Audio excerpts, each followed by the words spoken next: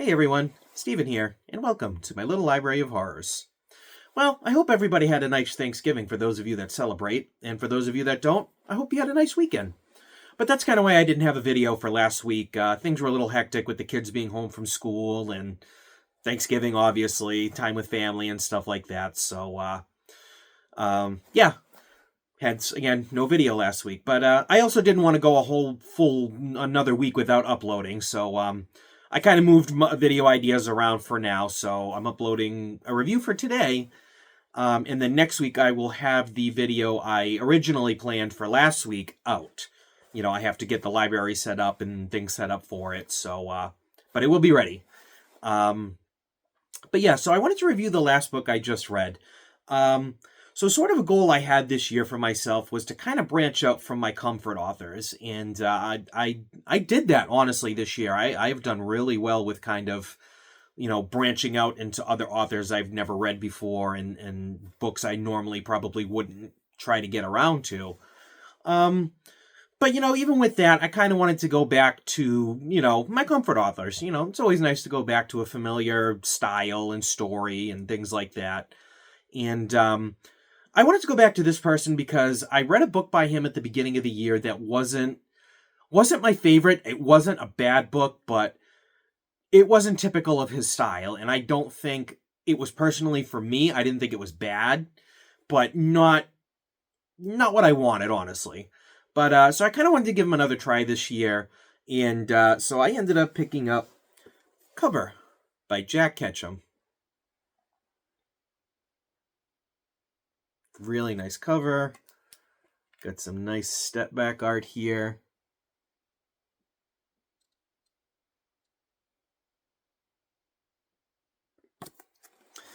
But yeah, so Cover is it's a book about a Vietnam combat veteran who is running a marijuana farm, and this group of it's like this group of people, there's like, they're kind of, I don't want to say snobby, they kind of are, but not in an obnoxious way. Like, they're definitely, I would say, an upper class group of people.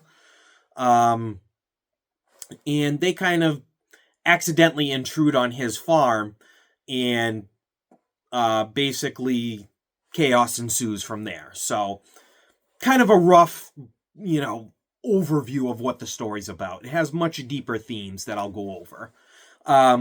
So as far as the list of the cast of characters we have, it's actually pretty wide, and I actually had to write it down, so don't mind me taking a look at my notes here. I'll try to just take a quick peek. So our main antagonist, I'll explain, is Lee Moravian.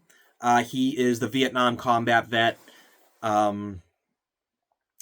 There is his dog Pavlov, his wife Alma, and then there's his ex platoon. I don't know what the correct terminology is, so I apologize if I offend anyone. Squad member, platoon member. Like I said, I don't know the correct term. His name's McCann.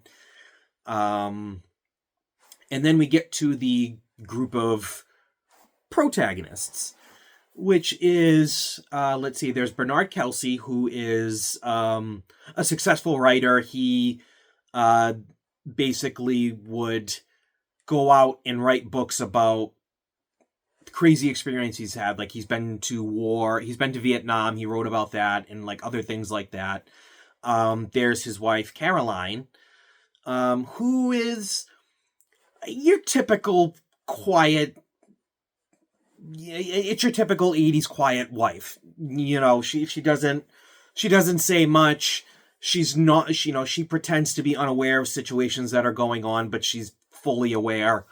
Then there is Michelle, who is Kelsey's mistress. So a lot of people in the book, like mainly the males, are all referred to in their last names, so I'll continue to do so here on after the list. So Kelsey's mistress is Michelle.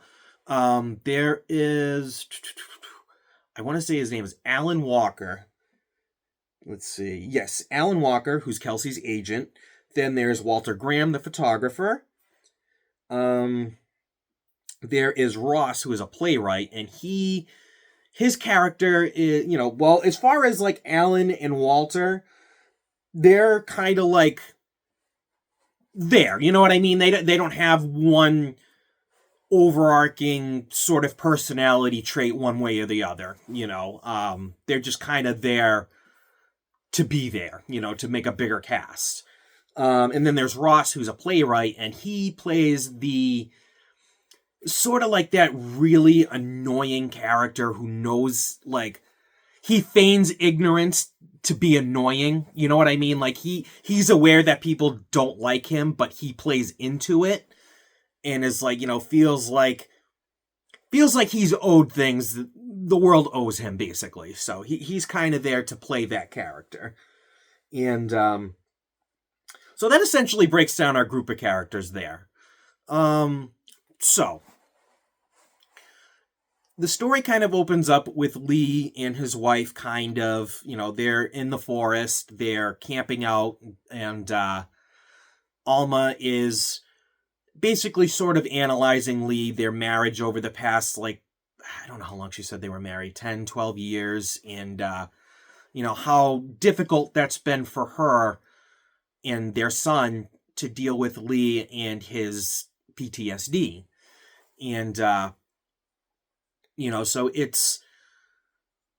starts off pretty heavy, really. She kind of thinks to herself, I may end up having to kill my husband one day. He may hurt me and our son, but not on purpose. He may one day have an episode and not know who we are. So pretty heavy to start out. And then, and a lot of it is building up that, we get a lot of Lee explaining his backstory, what he did in Nam, what he saw, sort of why he is the way he is now. And, so it's definitely well researched. I'll say that. Jack Ketchum does a wonderful job of explaining, the combat style of Vietnam, with, what did they call it? I think he said it was it the Mongolian fly swatter, I think they called it? Or Malaysian swing, something like that. It was a name for it. He was setting up a trap, and it was, what was it called? It was one of those things. It was like something's fly swatter. The Malayan swing, that's what it was called. And, he taught, and like, those of you who are familiar, well, maybe not deeply familiar, but kind of know the basics of Vietnam combat, will be familiar with a lot of the traps, like the spike pits, the swing, things like that. But, Ketchum goes even further into, like, so, how the swing works is like, okay, so there's a group of men, going down the trail. The first one gets swatted.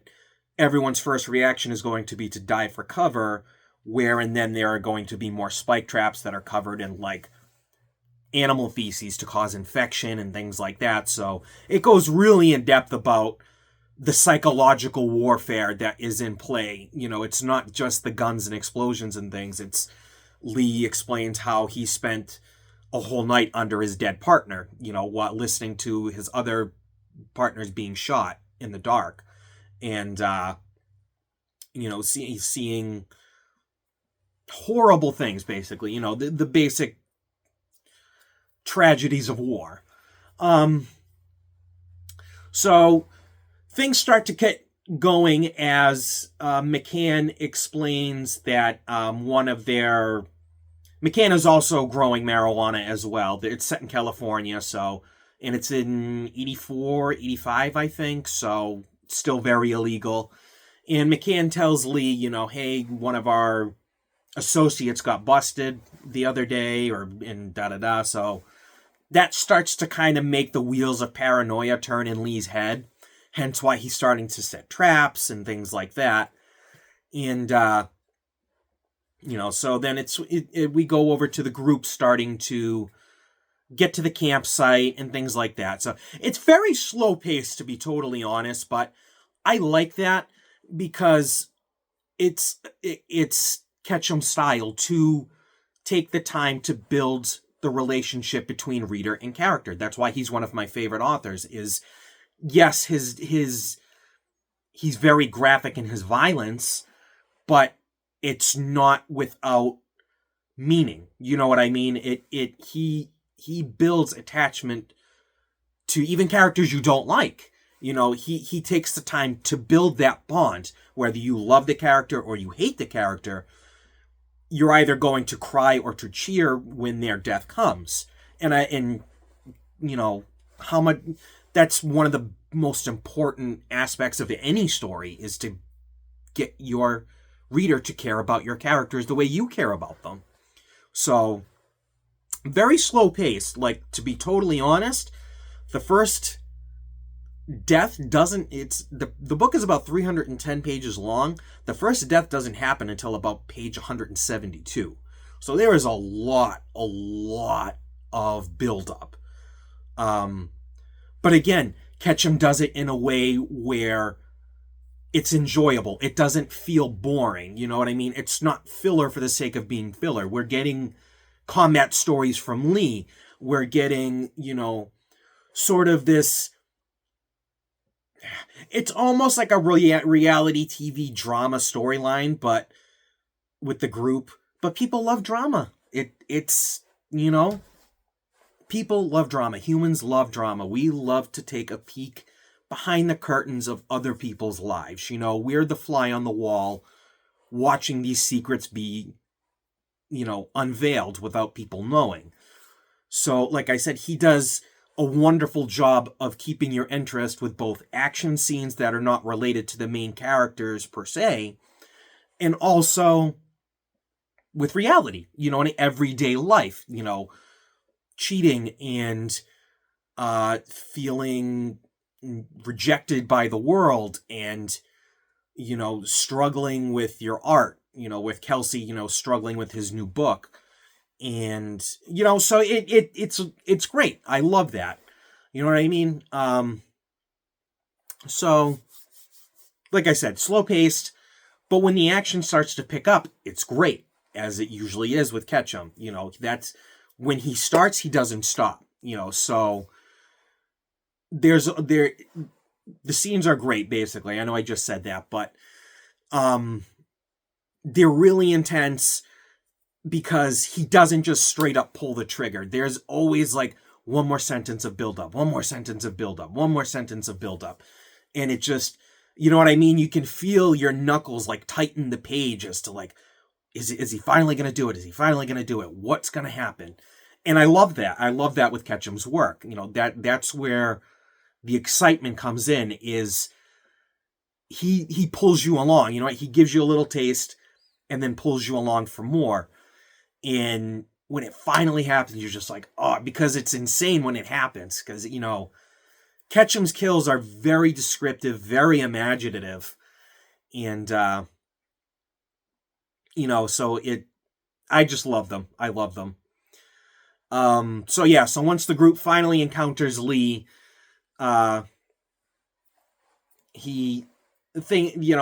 I said, things start to happen. The whole reason is, as Lee is kind of building traps, the group is testing out their shotguns for hunting. So that instantly, like, Lee is like, oh, that might be the CIA coming to look for me, you know? So that instantly starts his PTSD sort of episode, you know? Which is why I hesitate to call Lee the antagonist and the main group the protagonist, because it's like, Lee isn't... It's difficult. Like I said, Lee is technically not doing this stuff out of evilness. You know, he's not doing things because he's enjoying it. He feels threatened. Like, this is his income. You know, this is how he takes care of his family now. And with a mixture of, you know, seeing combat, you know, the way he had seen it. So I hesitate to call him an antagonist. And again, with the protagonists, you know, the whole reason Lee knows what they look like is because they stole some marijuana from his farm. And that is the catalyst of how everything goes. Now, Lee has reason to go and hunt them. You know, had they had left it alone, I'm sure Lee would have been like, you know, probably just spied on them, you know, and then they would have gotten away fine. But because of that interaction, the whole thing happened. So yeah. Like I've said, once things happen, it's fast paced, it's intense. There's a lot of great foreshadowing as well. Like, there's this one scene where the group is swimming in the lake to get away from Lee. And when they get to the other side, oh man, it's crazy because it's something that's mentioned so much earlier on in the book. But once, like I said, Ketchum starts to tie that knot per sentence, you're just like, oh my God, no way, I know what's happening. And it's awesome. So awesome. Like I said, it makes all the build up so worth it. So yeah. Overall, I enjoyed the story, but I do have some nitpicks. Well, not necessarily nitpicks, I guess. I do have some negatives. For one, it feels like some characters could have played a really important role, but just sort of led to nothing. So McCann's character, for instance, he,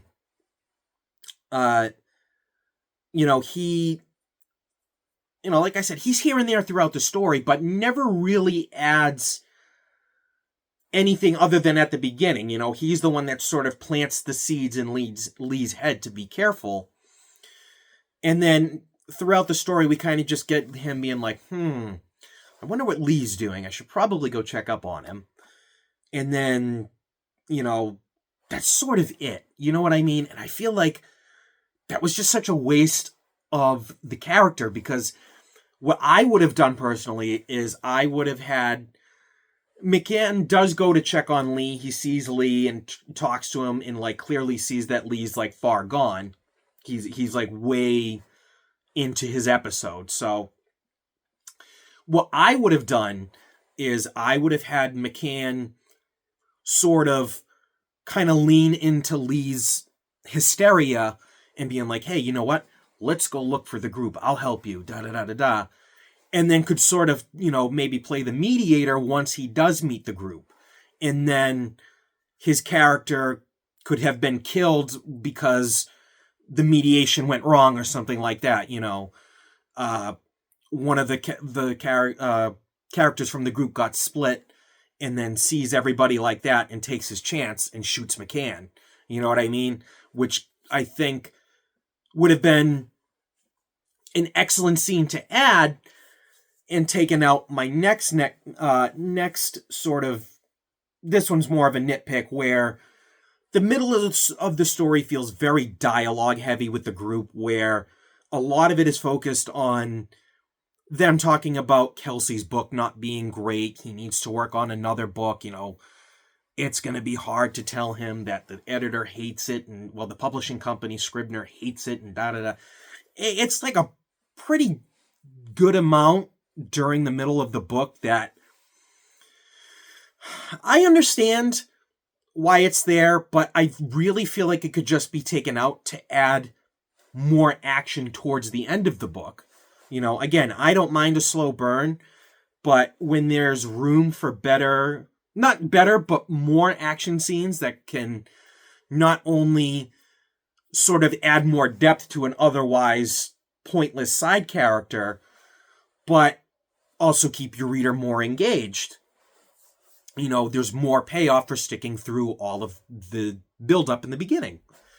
And the other character that just falls off the face of the earth is Alma, his wife. She is at the beginning, and we never see her again. And again, something I would have done with her is at the very climax of the story is Lee kind of like having the group right where he wants them. And I think it would have been awesome if Alma had killed Lee in that moment and, kind of fulfilled that prophecy from the beginning. And, I think that would have kind of been just really cool. I think that would have been great foreshadowing, sort of making Alma's character come full circle as well. I've been with Lee since the beginning. Now I'm here for the end. You know what I mean? And I also feel like it's sort of a poetic end for Lee as well, because in the beginning of the story, he is aware that, he's like, I won't live a full life. I'm either going to be killed or I'm going to have to kill myself. So, I think that would have been a really poetic end for Lee in that sense, where he was killed at the hands of his wife in, the peak of his hysteric episode.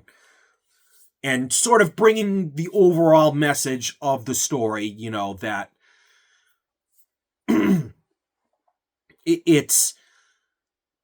there's always battles that people are fighting every single day, and some of us are better at hiding it than others. Instead of the ending that we got, where it's like, not a bad ending, but it feels like nobody really learned a lesson, to be totally honest. Like, it almost like, it's like, yes, there is some punishment for one of the characters, but in the same sense, it almost feels like that character gets to have their cake and eat it too, still, which I guess falls in line with Ketchum's, typical mantra of the story wants what the story wants. You know what I mean? But also, like I said, it just kind of makes me feel a little, I don't want to say jaded, but like, I don't know. It just kind of seems unfair in the end, But overall, excuse me, I had a hiccup coming up. Excuse me. Anyway, overall, I enjoyed the story. I liked the pacing, even though it was slow paced, but that's per Ketchum style. I felt the action scenes were great. And the overall details of the horrors of war were expertly told, I think. So yeah, I would honestly give the story, I'm going to go ahead and give it a 4 out of 5 on this. I really enjoyed it. I loved the characters. I think the message hits home really well. And the action's great when it happens. So definitely check out Cover by Ketchum if you're looking for sort of something a little more Rambo style, I would say. And if you're interested in historical fiction, things like that, yeah, I would say definite 4 out of 5. It has a really wonderful message. Like I said, everybody fights a battle every day that we don't see. And, some of us win, some of us lose, and some of us just never get to walk away. But that's going to be it for me today, everybody. I really hope you enjoyed the video. Please feel free to leave me a like, drop me a comment letting me know some of your favorite Ketchum work or some of your favorite historical fiction. I'd really love to know. But until then, I'll catch everybody later. Thanks. Bye.